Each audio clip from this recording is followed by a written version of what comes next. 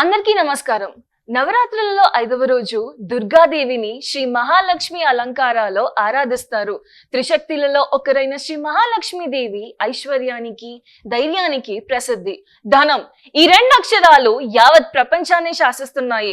1947లో independence సాధించిన భారతదేశం ఆర్థికంగా చాలా వెనుకబడి ఉండేది. అయితే అప్పుడు మన దేశ జీడిపి కేవలం 2.7 lakh crores మాత్రమే.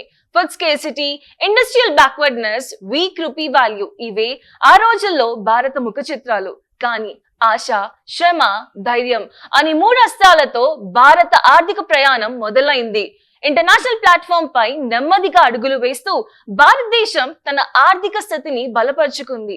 1991లో ఎల్పిజి రిఫార్మ్స్ తో ఆర్థిక వ్యవస్థకు కొత్త ఊపిరి పోసింది.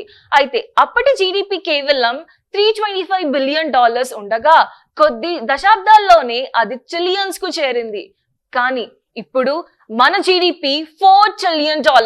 ఫుడ్ డెఫిషియన్ నుంచి సెల్ఫ్ సఫిషియెంటీ దిశగా ఎదిగిన భారత్ నేడు ప్రపంచానికి లార్జెస్ట్ వ్యాక్సిన్ సప్లయర్ అండ్ అంతేకాకుండా 2వ అతిపెద్ద స్టీల్, కోల్, సిమెంట్ ప్రొడ్యూసర్, అలాగే 3వ అతిపెద్ద ఎలక్ట్రిసిటీ ప్రొడ్యూసర్.